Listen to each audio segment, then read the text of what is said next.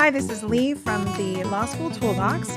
Welcome back. Today we are talking about 10 things to consider when getting ready for your third year of law school, the 3L year. Woohoo! The summer before your 3L year can be super busy, as you may or may not be a summer associate or have another legal job. Allison, what did you do before your 3L year in law school? Well, I had a super busy summer because I started my first summer associate position days after classes ended, and I was actually still doing the writing competition, I think, at that point. Or am I confusing it with a different year? That would probably be a different year. That would be a different year. That was my 1L mistake of the summer. I was like, no, I was in a different copy room making copies late at night. I did actually start my second summer job really early. I don't know why. I guess because I had to fit in like a partial one later in the summer, but I started much sooner than other people. So I started literally days after classes ended. And then I went to London after a couple of weeks in New York. And so then I was in London for, I think, 6 weeks. And then I came back and I had to do more weeks at one firm. And then I switched to a different firm that I'd worked at my 1L summer. I did that. And pretty much I came back and went straight to class. So it was very busy. I think I did it for money, obviously. Being a summer associate is pretty lucrative. It is. But yeah, it was a pretty crazy summer. Yeah. How about you? That was way crazier than mine. I just did one summer associate gig with the firm that I ended up going to practice with. I did find it very busy because of all the social events. That was a lot. And then I also met my now husband that summer as well. So I was trying to be very cool and like sort of, but not too available. But then I was also really tired because I was going out to social events with the firm, and then I would go out with him. And then I was getting up early to go to work, and it was a lot. I just remember being really tired to the extent that I had joined a gym for the summer near the firm's office so I could work out before work. And one day I got there and I slept in my car. What? Yes, I just got there and there was no way I was going to work out. This is like 6:30 in the morning or something like that. And so I just tilted my seat back in the parking garage and took an hour nap and then went into the gym and showered and went to work. Oh, that's funny. I know. Yeah, I was also commuting when I was in New York. I had like a 45-minute commute, I think, every morning at rush hour, like New York summer. Yeah, the whole thing was just a lot. It's a lot. And being in that professional environment is very different from being in school. And you also have to be able to dress professionally, and you maybe can't roll in with your hair wet every day like maybe you do at school. I think there's like a lot that goes into it. So it is very exhausting. But then you also just can't be completely checked out that you've got to go back to school and finish law school as well. Yeah, for sure. I definitely think there are things you want to be thinking about. In my case, my summer didn't go very well. So then I was like, oh, shoot, I guess I really need to apply and get a clerkship. I don't want to go back to this place. Yeah. All these things. Yeah. So let's run through some things to think about during the summer before your 3L year. So nobody likes to think about this, but it's time to start thinking about the bar. Sorry, guys. It's time. It's no fun, but you got to do it. Because it's coming up and it's coming up fast. That third year goes by super fast. And depending on your school, you may get very, very little information. I got very little information about the bar. Your school may, on the contrary, have tons of stuff for you to do and take classes and whatever, but you want to be thinking about this. What exam are you actually going to take if you can't decide which state to take it in? Think about that. And how are you going to prepare for it? Are there classes you can take your 3L year? What bar prep options are there? There are a lot of different things out there, so you can start exploring that. You're going to have to do work and prepare for the MPRE during the year, probably. We recommend that. Don't wait till the last minute. But that's a good option and kind of try out some programs and see what seems to be working for you. And most of those, if not all of them, are free. Yeah. So definitely try and figure out what you think you're going to do for bar prep. Then, as you mentioned, you're going to have to sit for the MPRE, which is annoying. It's not like the worst test in the world, but it is annoying. And so you need to decide if you're going to take it in August or if you're going to take it. They always have one in the fall. I took it in the fall of my 3L year. But depending on your work schedule, you may decide that you want to take it over the summer. You just need to have a plan, because here's where it gets sticky. I say the MPRE is like the driver's test of becoming a lawyer. You really want to pass it, but sometimes you don't, and you need the opportunity to take it again. But the stickler is they only offer it a couple times a year. And what you don't want to do is wait until the spring administration, accidentally fail it, and then you can't get licensed until you pass it. Oops. Right. So I know it won't surprise you to know that I was not paying attention to this during my 3L year, and I had to take the spring administration. I think, to be fair to me, I did that partly because I was actually taking a professional responsibility class my 3L year, and I thought it'd be better to wait and take the class and then take the exam. No, that probably was not a good call because people do fail the test. I knew people who'd failed it. And so I was pretty freaked out by the time I actually had to sit for it because people I knew had failed and they were smart people. And I was like, oh my God, what if I fail this? Because now I don't have time to redo it until too late. And it was this whole thing. So just try to take it early. Yeah, it's just not worth the stress. It's just not worth the stress. The other thing you want to consider is if you are someone who needs accommodations, you have to file for accommodations for the MPRE. So you need to go to the NCB website. You need to find out what those deadlines are and don't miss a deadline. Don't miss it because they're not generous with those deadlines. So you do have to, be aware and make sure that you get all the paperwork in. So if you need accommodations, that you have them to sit for this test. Right. And it's also good to get them if you think you need them on the bar, because that's one of the things they're going to look at. Yep. Is there a consistent pattern that you had these accommodations? And so if you had them on the LSAT in law school, not the MPRE, they're going to be like, well, you passed that fine. So what's the big deal? You just want to make a consistent record, basically. Yep. All right. Tip number 3 is to evaluate your academic performance and requirements. Make sure you have a plan to meet all your graduation credits and your coursework and any other criteria like a writing requirement or a pro bono requirement. There can be lots of requirements, and sometimes schools aren't amazing at making sure that you have met all of your requirements. So you need to do some legwork. And I think we both know people who didn't graduate on time because they didn't do something that they just should have done. And then they walked without a diploma. Right. And this is, again, one of these things that's just kind of an annoyance, but ultimately it's your responsibility to make sure that you have complied with all of the graduation requirements. So if you have to write a paper, is the paper long enough? Did you get the correct signatures? All of these things are annoying, but if you don't do them, the school is not just going to hand out your degree. No. They're kind of sticklers about stuff like this. Seriously, I mean, come on, the law school? No, they're not sticklers about any rules, are they? I know. Yeah, they so are, weird. actually. Yeah. Basically, it's like, get your act together. Spend some time getting your act together. You want to know if you are required to do pro bono work and you haven't done any. You can't just necessarily roll up at the last second in April and get that done. You're probably going to need to have an organization that you're working with to get the hours, and they're going to have to be certified and all of these things.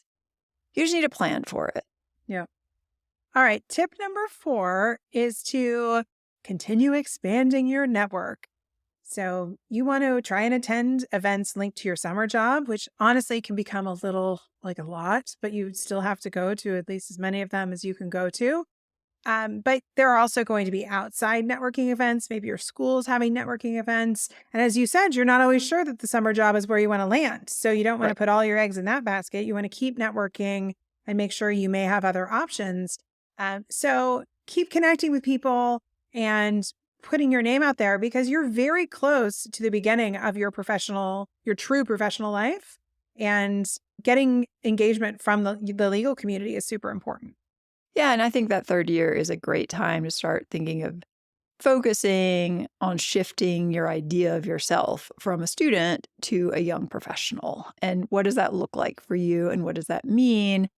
And I agree. I think the summer, busy though you are, is certainly probably going to have more time for socializing, and the days are longer. You can grab an after work drink or coffee, probably not coffee, but something, Decaf. A snack. Yes. Yeah, a snack with a friend, take a walk at night. There are a lot of opportunities for just this kind of informal building those relationships. And I think personal and professional. So maybe you have friends that you haven't seen for a while in the same city. Like summers, everybody's just a little looser then to socialize. Yeah. Who knows? You go on an internet date, you can end up being married for a really long time. You just never know. You never know. You never know. Definitely wouldn't have guessed that based on how my summer had been going, but you just never know. Wasn't on the bingo card, but Wasn't on the bingo card. No.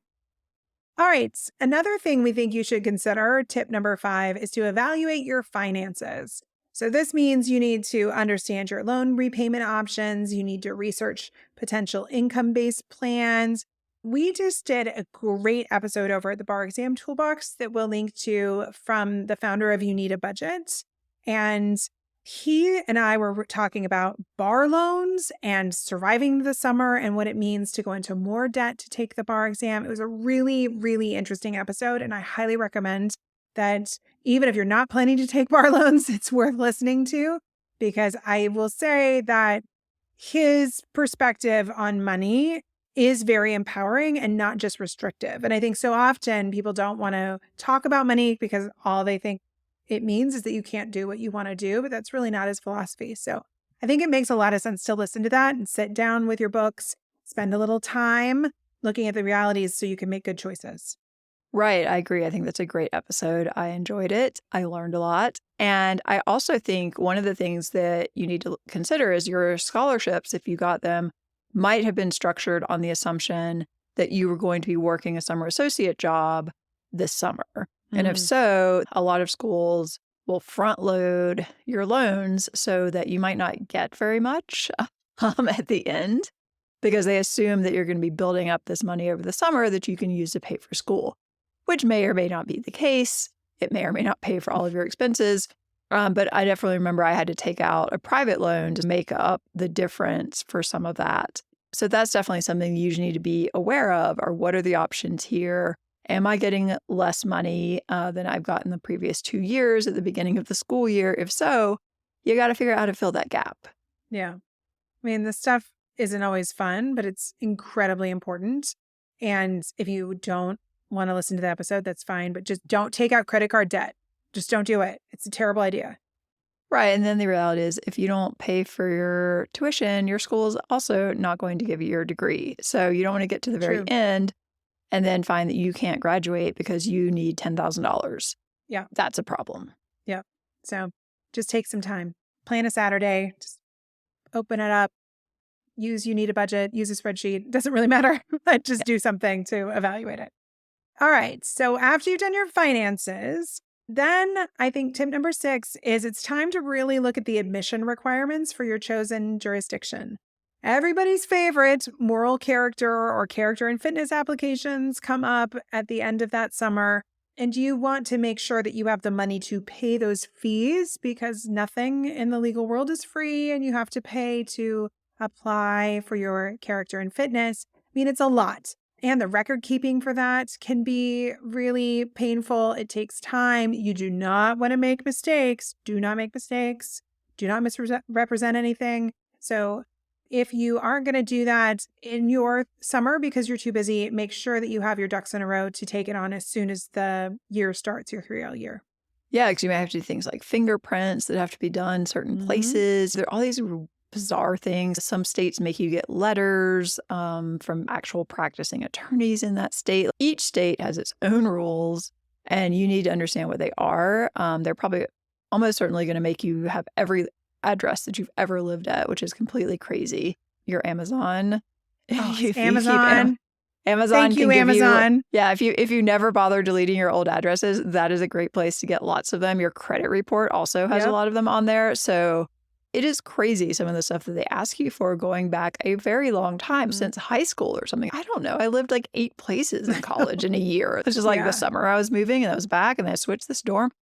It's a lot. So don't leave that to the last minute. Because again, you don't want that to delay your admission, and they don't do things quickly. So if you don't apply early, again, you probably won't be surprised to know that I don't think I submitted mine until maybe after I sat for the exam, or did not do it early. Right.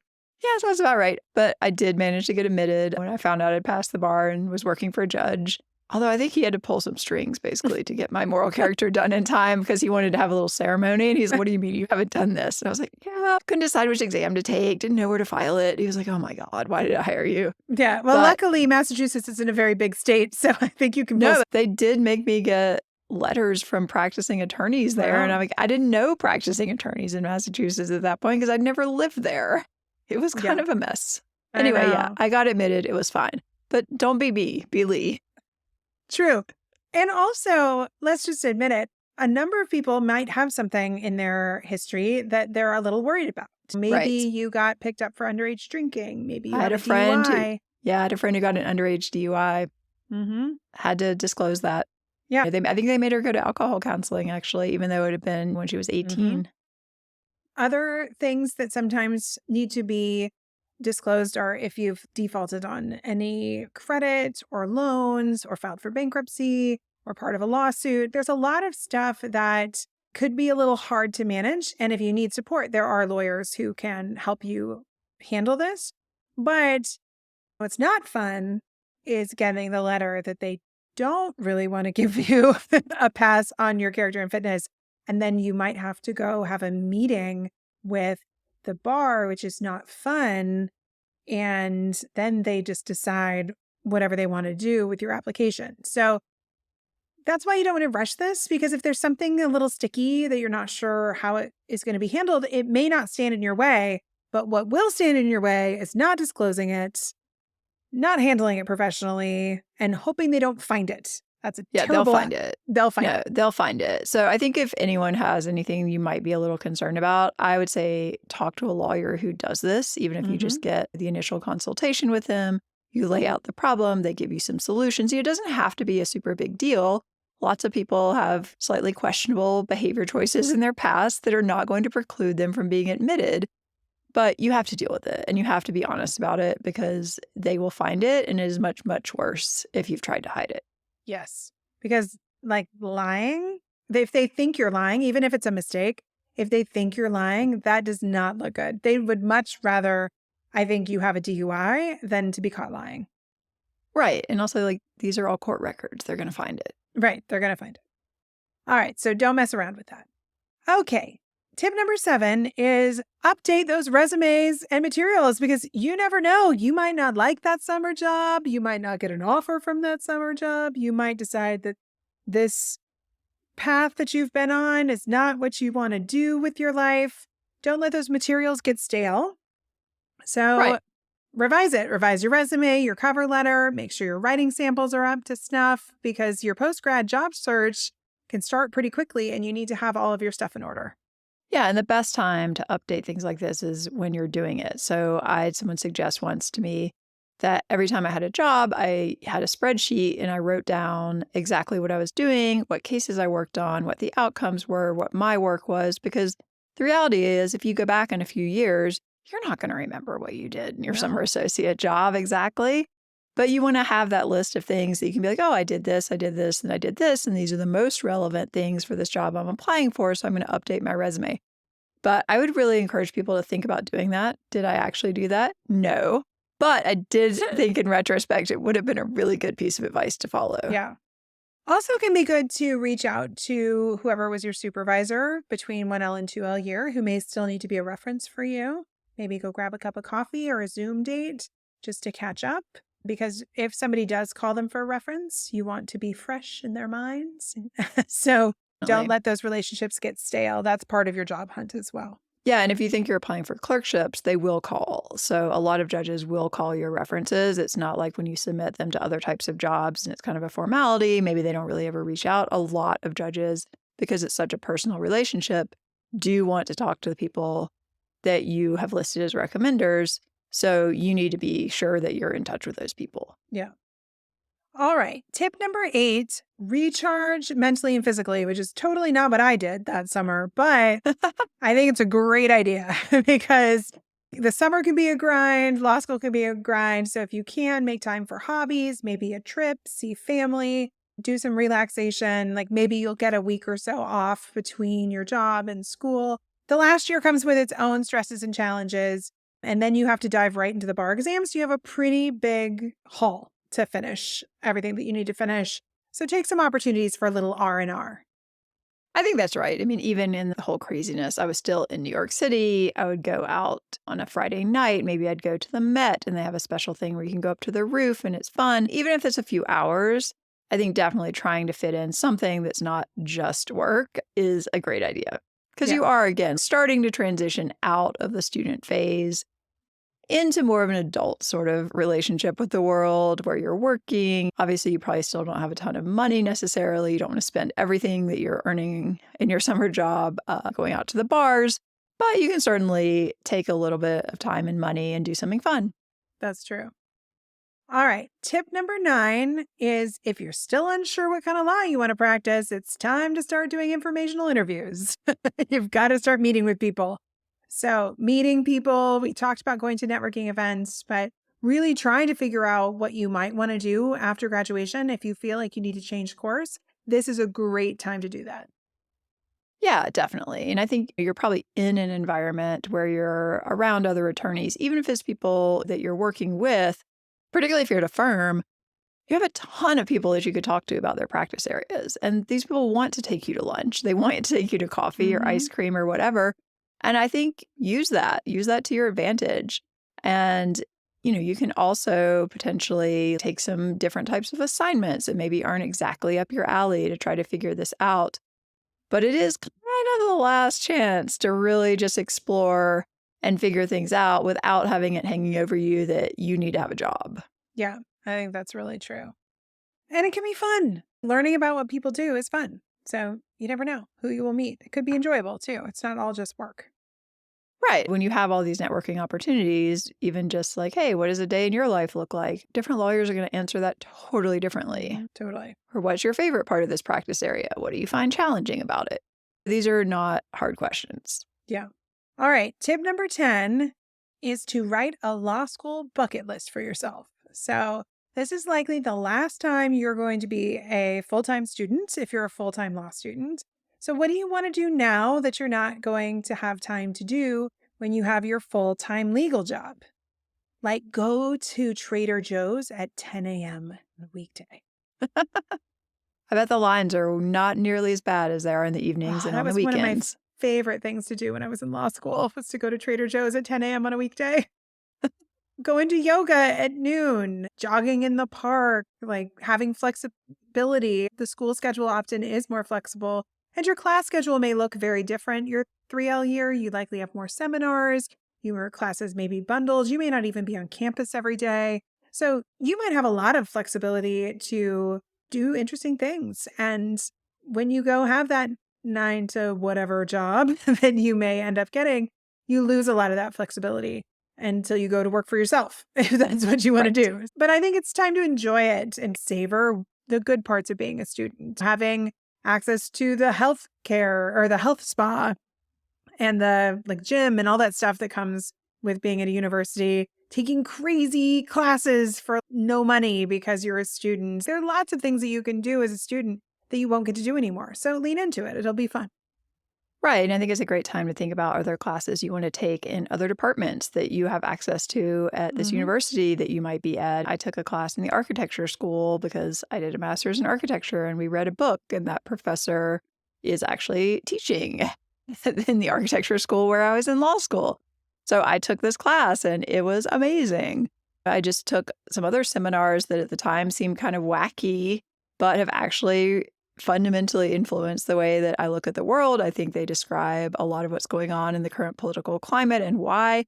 And these are classes that, from the syllabus or just looking at the description, most people would be like, wow, this sounds like totally ridiculous. But it was fundamentally life altering in the way that I view the world. Yeah. I mean, I took some amazing classes 3L year. I took a class called bioethics, which we actually started calling death and dying, but it also has really influenced my thoughts on constitutional law and personal freedom and healthcare choices. I wrote my writing requirements on access to physician assisted suicide. I think there are some of these classes that really do kind of just resonate with you. And that was not an area of the law that I thought I had interest in practicing. I found really No. interesting. But being able to get immersed in some of the modern applications of this law that we've been studying year over year can just really change how you see the world, change how you see the law, and spark interest in future things you may want to practice. Yeah, I took some family law classes. One of them was a seminar on federalism in the family, which at the time seemed like, oh, this is really esoteric. Now you think, Hmm. Not so much. Actually, Thinking. yeah, it was a cutting edge class. So you just never know. I took federal Indian law because I had touched on that when I was a summer as a 2L. And again, super interesting stuff. I think it's a time to explore those interests, even if you're like not thinking you're going to practice in them, just out of like really just intellectual curiosity. Yeah. Because you don't know where they're going to lead you. Yeah. I think it's fun. So you can have some fun. Just have a little fun, even if it's intellectual, geeky fun. It's okay. Yeah, you're in law school. It's fine. You're in law school. It's fine. It's fine. You're probably a geek. Yeah. We all are. It's fine. I know. We can admit it. Yeah. We all like learning things. We do. Yeah. So when I go back to my 3L year, I actually had a pretty positive 3L year. I remember it fondly. I took some fun classes. I enjoyed being a student. I think of it fondly. What about your 3L year? Yeah, I think so. I spent a lot of time like traveling between New York and Boston on the train because I had friends there for the weekend or whatnot. I think I had class like 3 days a week, which I did on purpose. Because you had flexibility. Because I had flexibility. I was like, oh, I would like to have a nice long weekend. Mm-hmm. And it's not that I didn't do work, but I did it. It's just a more relaxed sort of schedule, I think. Particularly if you're not on the law review board or doing like serious moot court. Those are also choices you can make. But I chose to be... I did spend a lot of time doing that. I forgot about that. I blocked that out. Yeah, see, I chose not to lean into the law review and instead to lean into free time.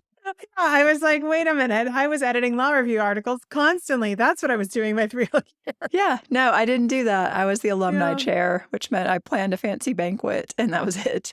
Yes, I do. Yeah, the husband who I met that summer, I used to get up early and edit secretly in the apartment before he would wake up.